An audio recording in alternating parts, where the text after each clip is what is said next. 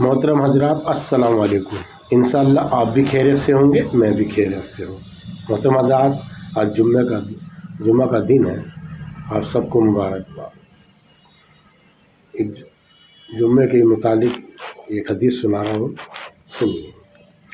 حضرت یزید بن ابی مریم رحمۃ اللہ فرماتے ہیں کہ میں جمعہ کی نماز کے لیے پیدل جا رہا تھا کہ حضرت عبایہ بن رفع رحمۃ اللہ مجھے مل گئے اور فرمانے لگے، تمہیں خوشخبری ہو کہ تمہارے یہ قدم اللہ کے راستے میں ہیں۔